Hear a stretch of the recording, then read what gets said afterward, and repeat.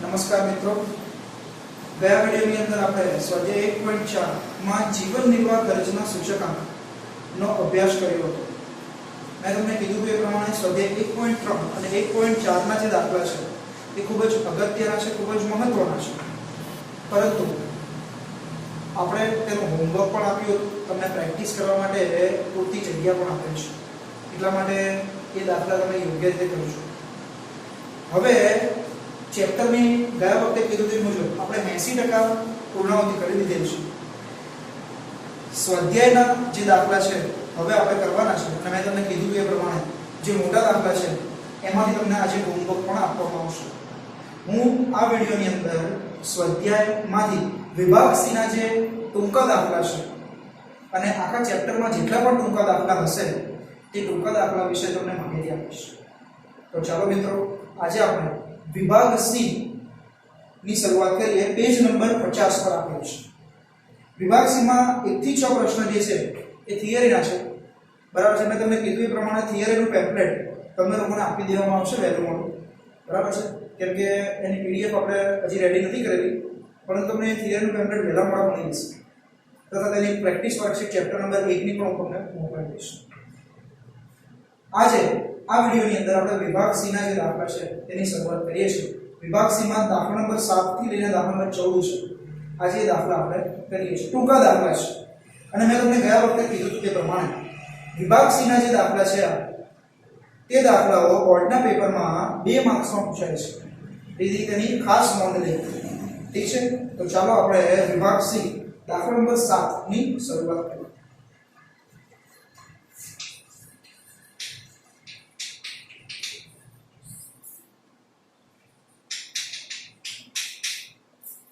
एक बार रकम वांचिए छे, जरा ध्यानथी जोजो। दाखला नंबर 7, एक समयगाळा दरमियान जीवन निर्वाह खर्चनो सूचकांक 280 થી વધીને 340 થયો અને વેતન 13500 થી વધીને 14750 થયું હોય તો કામદારને વાસ્તવમાં કેટલો ફાયદો કે નુકસાન થશે તે નોંધો। એટલે ટૂંકમાં તમને લોકોને બે અલગ અલગ વર્ષના સૂચકાંક આપેલા છે, બંને વર્ષની અલગ અલગ આવક પણ આપેલી છે, પરંતુ આધાર વર્ષની સરખામણીએ ચાલુ વર્ષમાં આવકમાં જે વધારો થયો છે તે યોગ્ય છે કે નહીં તે આપણે ચકાસવાનું છે, માટે ચાલુ વર્ષની આવકને આપણે ગણતરીમાં ધ્યાનમાં રાખશું નહીં। તો સૌપ્રથમ આપણે લખીએ છીએ બધી વિગત। ચલો, આધાર વર્ષ નો સૂચકાંક 280, ચાલુ વર્ષનો સૂચકાંક 340, એવી રીતના આવક ને વેતન 13500 આધાર વર્ષમાં અને ચાલુ વર્ષમાં થયું છે 14750।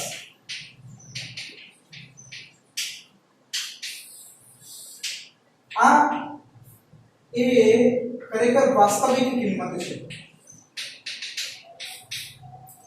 વાસ્તવિક છે। આપણે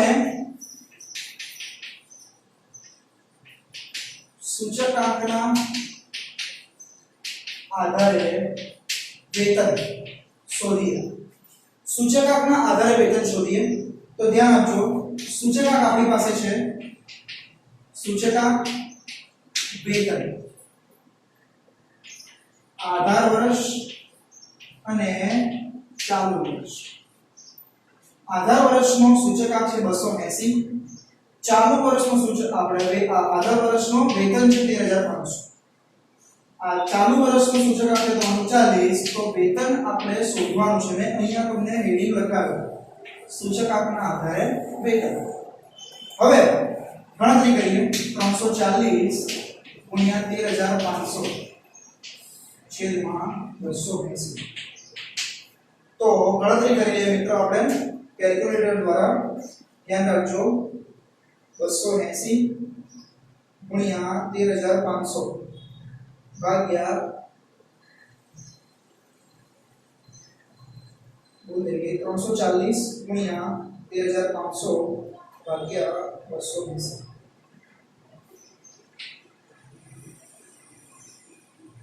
तो जवाब આવશે 16392.86 16392.86 એવું જાણવા મળ્યું અહીંયા આપણને કે જો સૂચકાંક 280 થી વધીને 340 થાય તો આવકમાં 13500 થી વધીને 16392 જેટલો વધારો થવો જોઈએ ખરેખર વાસ્તવિક આવક કેટલી છે 14750 માટે લખવાનું અહીંયા કામદારને નુકસાન થયું ના મેં આવું શા માટે લખ્યું મિત્રો તેનું એક જ કારણ છે કે 280 થી વધીને સૂચકાંકમાં 340 જેટલો વધારો થયો છે તેના હિસાબે આપણે જોઈએ તો આવકમાં 13500 થી વધીને 16392 થવી જોઈએ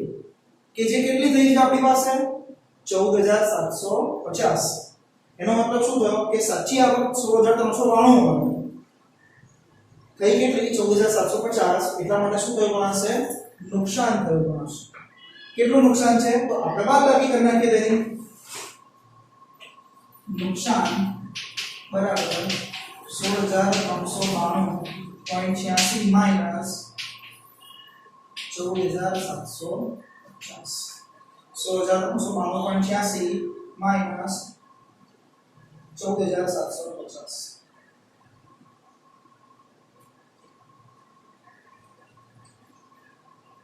1642.86 આટલા રૂપિયાનું આ નુકસાન છે એક વાર ફરીથી ગણતરી ખાલી જોઈ લઈએ છે કે જેથી કરીને આપણે દાખલામાં કોઈ ભૂલ હોય તો જાણી શકાય 280 થી વધીને 340 તો 340 ગુણ્યા 13500 ભાગ્યા 280 ઓકે સાચું છે તો આ આપણો દાખલા નંબર 7 છે દાખલા નંબર 7 તેવી રીતે દાખલા નંબર 8 તો ખૂબ જ સરળ છે એક સૂત્ર નવું આવશે તેની અંદર દાખલા નંબર 8 જોઈએ સૂત્ર એક નવું આવશે આની અંદર વાસ્તવિક વેતનનું ખૂબ જ સિમ્પલ છે એટલા માટે વાંધો નથી વર્ષ 2010 થી 2013 સુધીના જીવન નિર્વાહ ખર્ચના સૂચકાંક અને માસિક સરેરાશ વેતન નીચે મુજબ આપેલ છે તે પરથી વાસ્તવિક વેતન શોધો જોઈએ અહીંયા કોલમ બનાવીએ છે વર્ષ વેતન જીવન નિર્વાહનો સૂચકાંક અને અહીંયા લખીએ વાસ્તવિક વેતન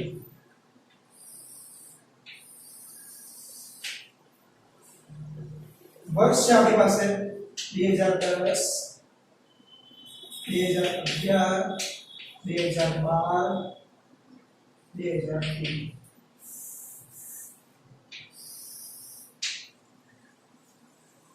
35,000 40,000 42,000 50,000 120 150 130 160 બરોબર છે હવે વાસ્તવિક વેતનનું સૂત્ર અહીંયા નીચે લખું છું વાસ્તવિક વેતન બરાબર વાસ્તવિક વેતન બરાબર વેતન છેદમાં જીવન નિર્વાહનો સૂચકાંક ગુણ્યા 100 વેતન છેદમાં જીવન નિર્વાહનો સૂચકાંક ગુણ્યા 100 તો વેતન આપણું 35,000 છેદમાં 120 ગુણ્યા 100 આવી રીતના જવાબ કરવાનો છે તો ચાલો આપણે કેલ્ક્યુલેટર દ્વારા આ તમામ જવાબો લખી લઈએ એટલે દાખલો પૂર્ણ થાય 35,000 ભાગ્યા 120 ગુણ્યા 100 તો જવાબ આવશે 29,166.67 ત્યારબાદ એવી રીતના જ બીજાનું કર્યું તો 40,000 ભાગ્યા 150 ગુણ્યા 100 તો જવાબ આવશે 26,666.67 ત્યારબાદ 42,000 ભાગ્યા 130 ગુણ્યા 100 તો તેનો જવાબ આવશે 32,307.69 અને છેલ્લો જવાબ 50,000 ભાગ્યા 160 ગુણ્યા 100 તો તેનો જવાબ આવશે 31,250 તો આ આપણો વાસ્તવિક વેતન થશે ખૂબ જ સરળ દાખલો છે અહીંયા આ સૂત્ર મેં તમે લોકોને લખાવેલ નથી કારણ કે તેનો ઉપયોગ ખૂબ જ ઓછા પ્રમાણમાં થતો હોય છે આપણે તે સૂત્રના લિસ્ટમાં ઉમેરેલ નથી ઠીક છે તો ચાલો હવે આપણે દાખલા નંબર 9 જોઈએ ભાઈ દાખલા નંબર 9 એમાં પણ એક નવીનતમ સૂત્રનો ઉપયોગ કરીએ છીએ આપણે ખાસ ધ્યાન રાખજો વર્ષ 2014 અને 2015 ના જથ્થાબંધ ભાવના સૂચકાંક 177.6 અને 181.2 મળ્યા છે આ બંને વર્ષના સૂચકાંકનો ઉપયોગ કરી ફુગાવાનો દર શોધો શું શોધવાનું કીધું છે આપણને ફુગાવાનો દર ફુગાવો એટલે ઇન્ફ્લેશન કહેવાય ઇન્ફ્લેશનને આપણે સાદી ભાષાની અંદર ભાવ વધારો કહીએ છીએ તો મિત્રો યાદ રાખવાની જરૂર છે આ ભાવ વધારાનો જે દર છે ઘણી વખત તમે લોકોએ સાંભળ્યું હોય ન્યૂઝમાં કે ઇન્ફ્લેશન રેટ વધી ગયો ઇન્ફ્લેશન રેટ ઘટી ગયો તો યાદ રાખજો કે હંમેશા ફુગાવાનો દર જે છે તે જથ્થાબંધ ભાવના સૂચકાંકના આધારે ગણવામાં આવે છે શાના આધારે જથ્થાબંધ ભાવના સૂચકાંકના તો ચાલો સૂત્ર લખીએ સૌથી પહેલા કિંમતો લખીશું અહીંયા 2014 નો જથ્થાબંધ સૂચકાંક કેટલો આપે છે આપણને 177.6 2015 જથ્થાબંધ સૂચકાંક કેટલો આપે છે આપણને 181.2 સૂત્ર ફુગાવાનો દર બરાબર ચાલુ વર્ષનો જથ્થા સૂચકાંક માઈનસ અગાઉના વર્ષનો જથ્થા સૂચકાંક છેદમાં અગાઉના વર્ષનો જથ્થા સૂચકાંક ગુણ્યા 100 ટૂંકમાં 181.2 માંથી 177.6 બાદ કરવાના ભાગાકારમાં 177.6 લખવાના ગુણાકારમાં 100 લખીએ છીએ ગણતરીમાં ધ્યાન આપજો 181.2 જેટલું મોટું સૂત્ર છે એટલો દાખલો સરળ છે મિત્રો એટલા માટે સૂત્રથી ગભરાવાની કોઈ જરૂરિયાત નથી આપણી પાસે બંને સૂચકાંક અવેલેબલ છે બરાબર છે તો 181.2 માઈનસ 171.6 છેદમાં 177.6 ગુણ્યા 100 ગણતરી કરી લઈએ એટલે જવાબ આવતો થઈએ ઝડપથી 181.2 માઈનસ 177.6 ભાગ્યા 177.6 ગુણ્યા 100 તો જવાબ આવશે 2.03%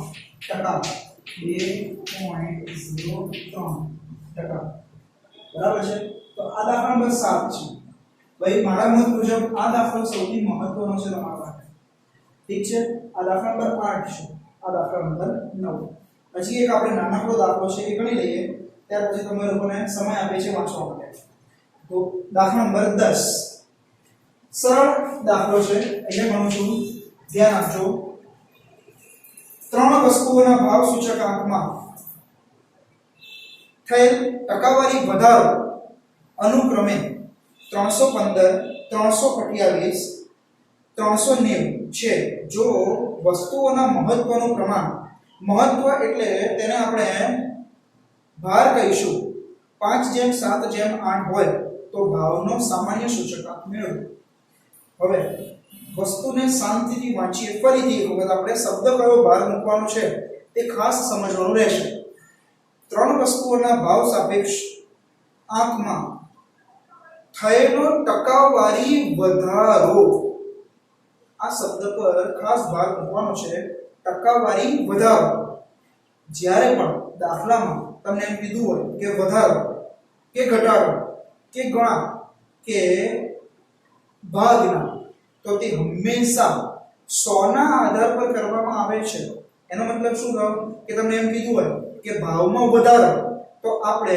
100 માં જે કંઈ પણ કિંમત આપેલી છે તે પ્લસ કરવાની તો આપણને સૂચકાંક મળશે વધારોનો મતલબ 100 ની અંદર પ્લસ કરવાનો ઘટાડો કીધું હોય તો 100 માંથી બાદ કરવાનો ગણા કીધું હોય 2 ગણા 3 ગણા 2.5 ગણા 4 ગણા તો તેને 100 ની સાથે ગુણાકાર કરવાનો ઠીક છે તો આ વસ્તુને ખાસ ધ્યાન રાખવાની છે આ શબ્દ પર બહુ મહત્વ છે તો ચાલો આપણે લખીએ છીએ અહીંયા i અહીંયા w અને પછી આપણે ફેવરિટમાં iw ઠીક છે શું કીધું છે કે 315 નો વધારો તો આપણો સૂચકાંક શું થશે અહીંયા લખવું છે 315 + 100 એટલે એ થઈ જશે 415 અહીંયા બીજું 328 નો વધારો તો લખવાનો 328 + 100 એટલે કેટલો થઈ જશે 428 અહીંયા ક્રોસ કરી દઉં છું જેથી કરીને તમને સંદર્ભ રહે અને છેલ્લે કીધું છે 490 નો 390 નો વધારો તો લખવાનો 390 + 100 કેટલા થઈ જશે 490 મહત્વ આપણને જે આપેલું છે લખી દઈએ 5 7 8 w નો ટોટલ થશે 20 iw કરીએ આપણે કેલ્ક્યુલેટર દ્વારા અને જવાબ લઈએ ચાલો iw માં સૌપ્રથમ 415 ગુણ્યા 5 2075 ત્યારબાદ 428 ગુણ્યા 7 2996 અને 490 ગુણ્યા 8 3920 ત્રણેયનો સરવાળો કરી દઈએ આપણે 3920 પ્લસ 2075 પ્લસ 2996 તો જવાબ આવશે 8951 અહીંયા લખીએ જે જવાબ માંગ્યો છે તે જ ભાવનો સામાન્ય સૂચકાંક બરાબર સિગ્મા iw છેદમાં સિગ્મા w 8951/20 આપણો જવાબ આવશે 449.55 આપણો જવાબ રહેશે તો ચાર દાખલા મેં તમે લોકોને આજે હમણાં ગણાયા અત્યારે તો હવે દાખલા નંબર 7 કે જેમાં બે સૂચકાંક આપેલા હતા બે આવકો આપેલી પરંતુ આપણે વાસ્તવિક આવકને સૂચકાંક પ્રમાણેની આવક સાથે સરખાવીને લખી ત્યારબાદ વાસ્તવિક વેતન કે જે નવા સૂત્ર પર આધારિત છે અમે તમે લોકોને અહીંયા સૂત્ર બતાવ્યું છે આરીવા બરાબર છે વેતન આપેલું છે જીવન નિર્વાહનો સૂચકાંક આપેલું છે આ રીતે ગણતરી કરીને આપણે જવાબ લખ્યા વાસ્તવિક વેતન ત્યારબાદ જથ્થાબંધ ભાવના સૂચકાંક આપેલા છે 2014 2015 ના તો તેના આધારે આપણે ફુગાવાના દરનું સૂત્ર લખીને જવાબ મેળવ્યો ફુગાવાનો દરનું સૂત્ર પણ વાસ્તવિક વેતનની જેમ મેં તમને લોકોને સૂત્રની યાદીમાં લખાવેલ નથી, પરંતુ એ સૂત્ર એ નાનકડું છે, યાદ રહી જાય તેવાનું છે, માટે અહીંયા ડાયરેક્ટ દાખલામાં બનાવેલ છે. ત્યારબાદ 10 નંબરના દાખલામાં આ વધારાના આધારે આપણે સૂચકાંક શોધ્યું. તો આ 4 દાખલાઓ તમારા લોકો ધ્યાન રાખો. હવે પછીના આપણે 4 દાખલાઓ જે છે એ બીજી વખત કરીશું. તો ચાલો આપણે દાખલા નંબર 11 ની શરૂઆત કરીએ. દાખલા નંબર 11 જુઓ. રકમ વાંચો જો પ્રથમ સાંભળજો જરા.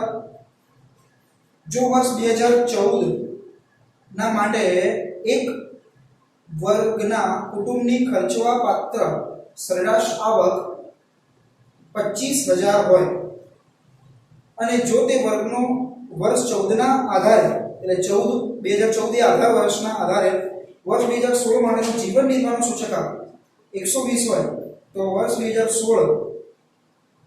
2016 ને ખર્ચવા પાત્ર આવકનું અનુમાન કરો. દાખલા નંબર 7 જેવું જ છે, અનુમાન કરવાનું છે. તેના કરતાં તો સરળ છે દાખલો. ધ્યાન આપજો. 2014 અહીંયા આપણે થોડી માહિતીને આપણી વ્યવસ્થિત સ્વરૂપમાં લખીએ છીએ. 2014 એ આધાર વર્ષ છે, તો તેનો સૂચકાંક 100. ચાલુ વર્ષ 2016 છે, તેનો સૂચકાંક 120 છે. આવક 2014 ની કેટલી છે? 25000 છે. તો આપણે ચાલુ વર્ષની આવક મેળવવાની છે. બરોબર છે? જોઈ લો 2014 આધાર વર્ષ છે એટલા માટે મેં એનો સૂચકાંક 100 લખ્યો છે. ચાલુ વર્ષ 2016 નો સૂચકાંક પણ દાખલામાં આપેલો છે 120. તેવી રીતના 2014 ની આવક 25000 આપેલી છે. 2016 ની આવક આપણે શોધવાની છે. એ જ રીતે છે 25000 ગુણ્યા 120 છેદમાં 100. જવાબ આવી છે. ગણી લઈએ આપણે. જવાબ કરી લઈએ છે 25000 ગુણ્યા 120 ભાગ્યા 100. તો તેનો જવાબ આવશે 30000. ટૂંકમાં 2016 ની અંદર જો સૂચકાંક 120 થાય તો આવક કેટલી થવી જોઈએ? 30000 થવી જોઈએ. ઠીક છે? આ દાખલા નંબર 11 છે. તેવી રીતના દાખલા નંબર 12 માં આના કરતાં ઊંધું છે મિત્રો. તમને બે અલગ અલગ આવક આપેલી છે અને આપણે સૂચકાંક શોધવાનું છે. ધ્યાન આપજો. દાખલા નંબર 12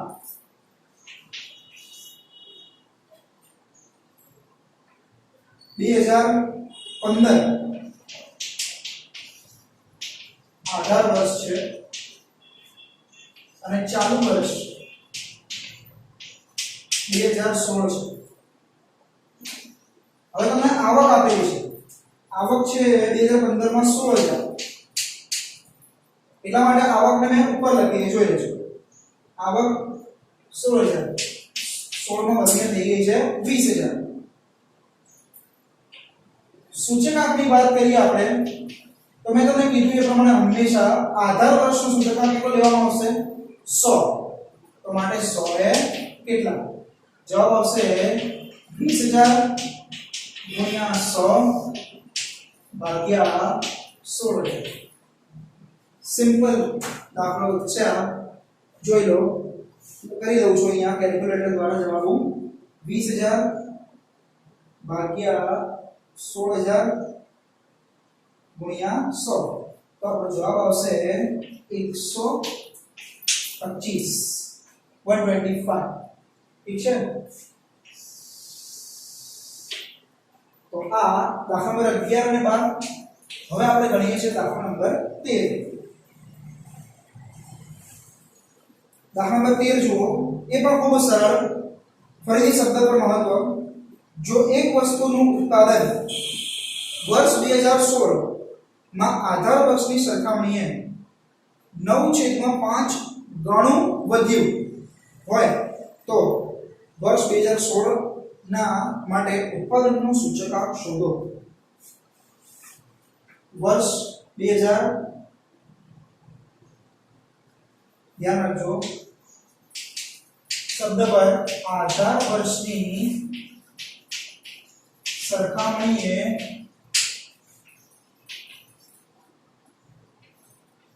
ચાલુ વર્ષમાં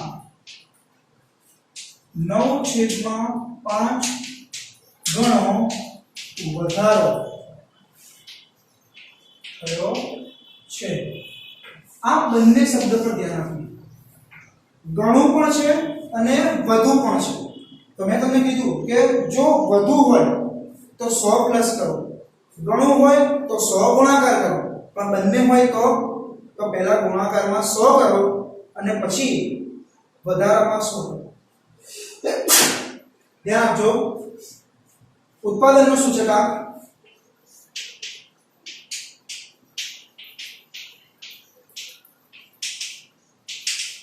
બરાબર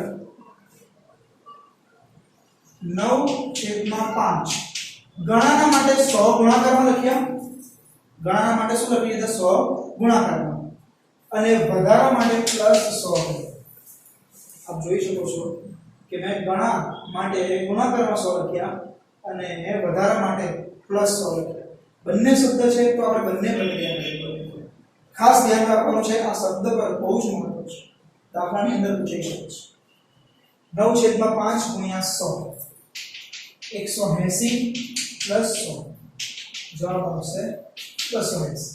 સિમ્પલ દાખલો હતો પરંતુ શબ્દને એટલું જ મહત્વ આપવામાં આવ્યું છે। દાખલા નંબર 14, દાખલા નંબર 14 એટલે વિભાગ સીનો છેલ્લો દાખલો। ચાલો શું આપ્યું છે વાંચો। IL બરાબર 221.5 અને IF બરાબર 222। તો આપણે IP ની કિંમત શોધવાની છે। IL એટલે લાસ્પેયર નું સૂચકાંક, IF એટલે ફિશર નું સૂચકાંક, આપણે શું શોધવાનું છે IP એટલે પાશે નું સૂચકાંક। તમને ખબર હોવી જોઈએ મિત્રો કે ફિશર નો જે સૂચકાંક છે, ફિશર નો સૂચકાંક એ લાસ્પેયર અને પાસેના સૂચકાંકનું ગુણોત્તર મધ્યક છે। ગુણોત્તર મધ્યક એટલે આપણે ગુણાકાર કરીને વર્ગમૂળ કાઢીએ છીએ, રાઈટ? એ જ સૂત્રનો આપણે વપરાશ કરવાનો છે। ધ્યાન આપીએ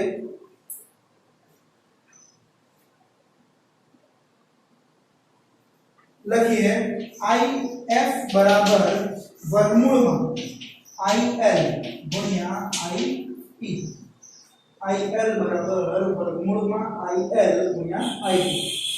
222 બરાબર 221.5 ગુણ્યા IP, વર્ગમૂળ છે સામે જઈને વર્ગ થઈ જશે તો લખીએ 221.5 ગુણ્યા IP બરાબર 222 નો વર્ગ। એવું આટલું જવાબ માટે ગુણાકાર મૂકીએ IP બરાબર 222 ગુણ્યા 222 છેદમાં 221.5।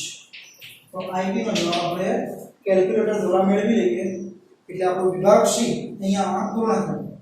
ધ્યાન આપજો 222 ગુણ્યા 222 ભાગ્યા 221.5 તો આપણો જવાબ આવશે 222.5 IP નો જવાબ આવશે। તો આ આપણા વિભાગ સીના જે મહત્વના 2 માર્ક્સના દાખલા છે તે અહીંયા પૂર્ણ થાય છે। બરાબર છે મિત્રો? હજી આપણે વિભાગ ડી ના જે ટૂંકા દાખલા છે તેનો પણ આજે અભ્યાસ કરી જ લઈએ છે કે જેથી કરીને તમને આપણે બીજી રીતનું હોમવર્ક આપી શકીએ। ઠીક છે? તો ચલો આ દાખલાઓને શાંતિથી જોઈ લઈએ। વિભાગ ડી ની આપણે શરૂઆત કરીએ મિત્રો। તો વિભાગ ડી ની અંદર છે ને હું તમને ફક્ત ને ફક્ત 3 દાખલા ગણાવીશ કે જે ટૂંકા દાખલા છે, બાકીના દાખલા આજના હોમવર્કમાં તમને આપવામાં આવશે। જોઈ લો દાખલા નંબર 7, દાખલા નંબર 13 અને દાખલા નંબર 14 એ દાખલા હું તમને ગણાવી દઉં છું। દાખલા નંબર 8 થી લઈને 12 સુધીના જે દાખલા છે અને બાકીના થોડા ઘણા ઉદાહરણના દાખલા છે એ આજે તમને હોમવર્કમાં આપવામાં આવશે. તો ચાલો સ્ટાર્ટ કરીએ દાખલા નંબર 7 વાંચું છું, ધ્યાન આપજો.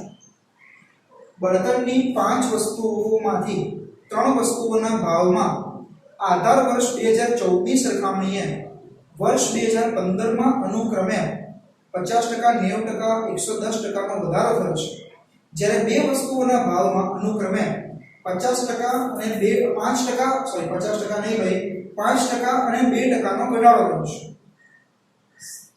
જો 5 વસ્તુઓની સાપેક્ષ અગત્યતા 5:4:3:2:1 ના પ્રમાણમાં હોય તો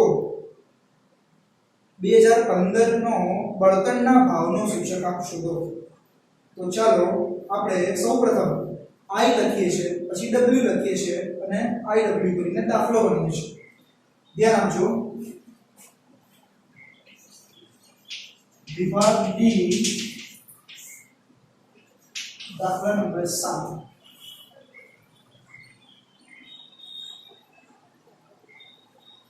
I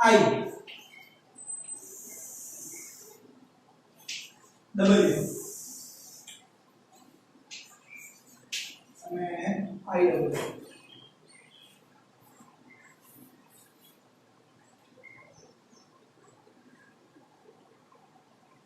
અહીંયા વસ્તુ પણ લખી દઈએ છીએ જેથી કરીને સંદર્ભ રહે આપણી પાસે. A B C D E.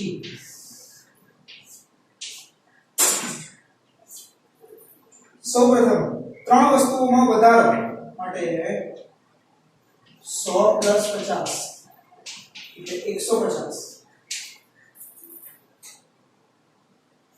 100 + 90 એટલે 190. 100 + 110 એટલે 210. 5%નો ઘટાડો 100 - 5 એટલે 95 અને 2%નો ઘટાડો 100 - 2 એટલે 58. થઈ ગયું. સાપેક્ષ અગત્યતા તમે લોકોને આપેલી છે તે પ્રમાણે લખી દઈએ. 5 4 3 2 1 ટોટલ એનો છે 15.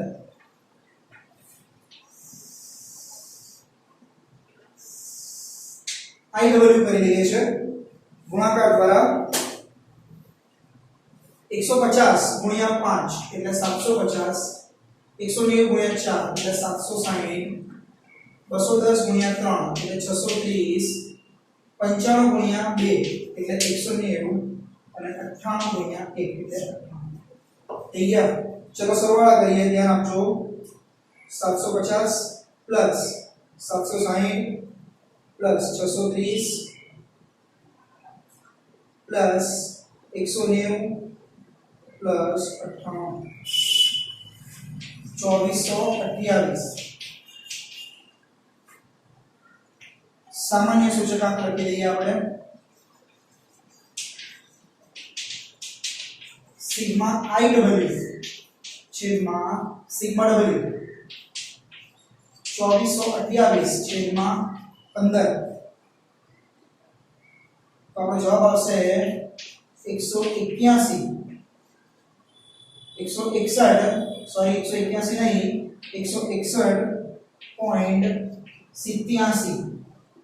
161.87 આપણો જવાબ આવશે. તો ચાલો આ દાખલા નંબર 7 છે. ખૂબ જ સરળ. મેં તમને કીધું એ પ્રમાણે દાખલા નંબર 8 થી 12 તમારા હોમવર્કમાં કરવાના છે. દાખલા નંબર 13 અને દાખલા નંબર 14. ભાઈ દાખલા નંબર 13 તો સરળ છે, પરંતુ દાખલા નંબર 14 એ અતિ અગત્યનો છે. ધ્યાન આપીએ. ચાલો દાખલા નંબર 13 પહેલા કરીએ છીએ આપણે, પછી દાખલા નંબર 14 જોઈએ. વિભાગ ડી માંથી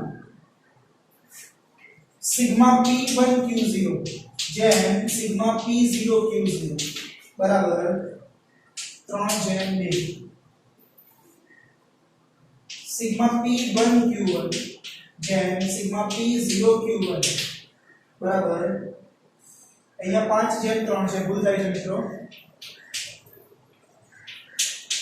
3/2. તો ચાલો લાસ્પેયર પાસે અને ફિશરના સૂચકાંક શોધો. IL નું સૂત્ર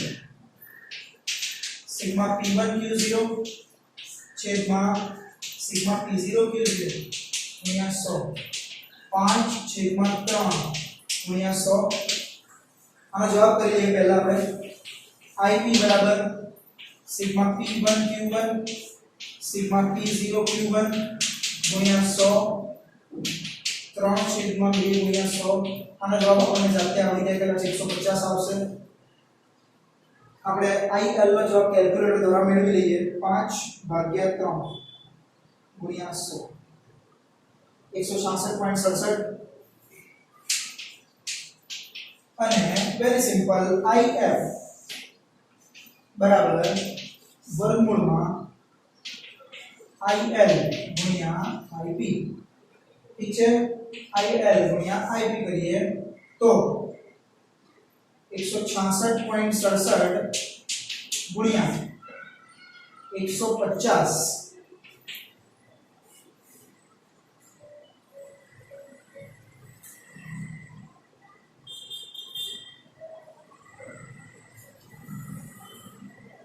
ભાગ્યા 2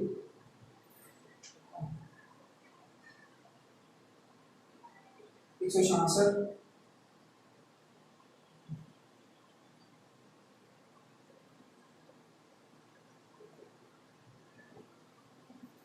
25,000 વર્ગમૂળમાં આવે છે તેનો વર્ગમૂળ કાઢી લઈએ છીએ આપણે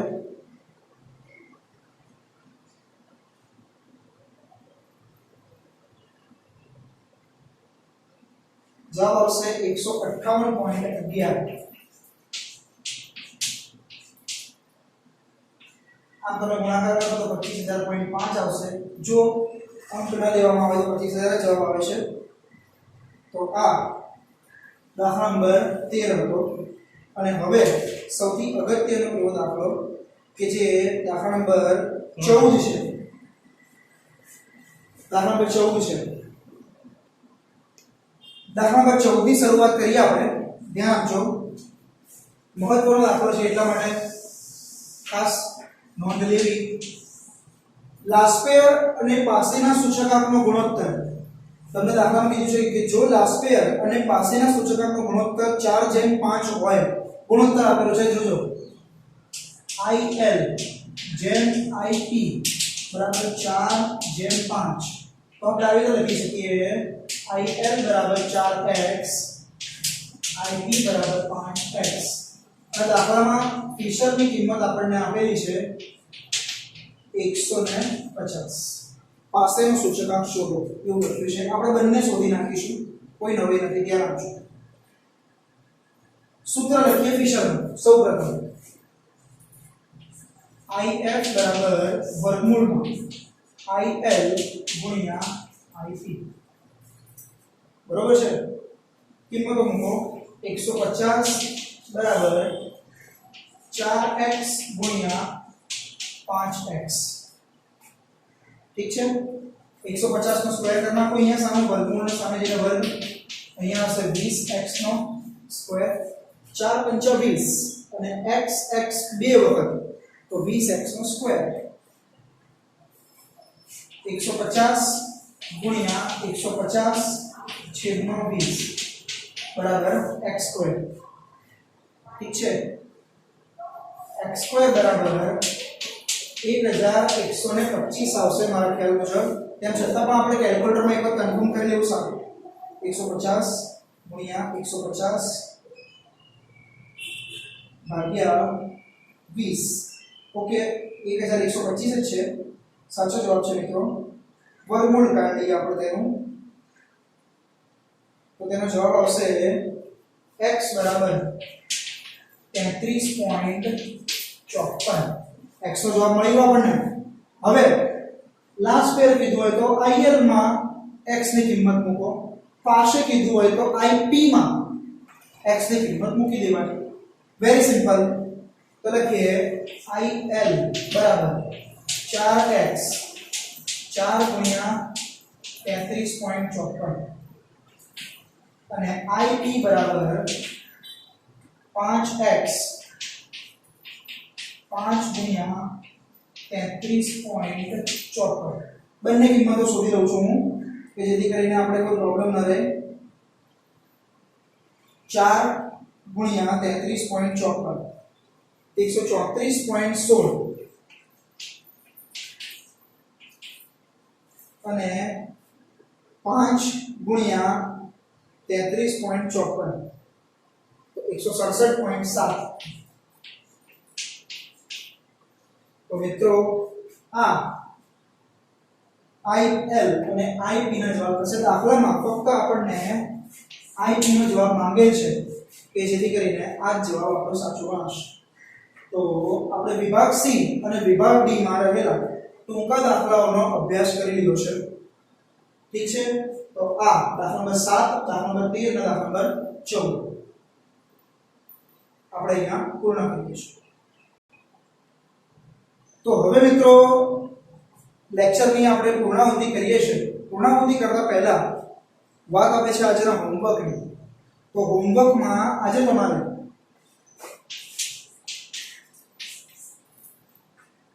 ઉદાહરણ નંબર 21, 23, 24 તથા વિભાગ ડી માંથી દાખલા નંબર 8, 9, 10, 11, 12 8, 9, 10, 11 અને 12 આટલા દાખલા કરવાના રહેશે. જો 8, 9, 10, 11 દાખલા જે છે એ અચળ આધાર પારંપરિક આધાર પર આધારિત છે. 12 નંબરનો દાખલો જે છે એ IW વાળો છે, ખૂબ જ સરળ છે. ઉદાહરણ નંબર 21, 23 અને 24 એ આજે મેં જે દાખલા ગણાયા છે તે દાખલાઓના સંદર્ભે ટૂંકા દાખલાઓનો સમાવેશ તેમાં થયેલો છે.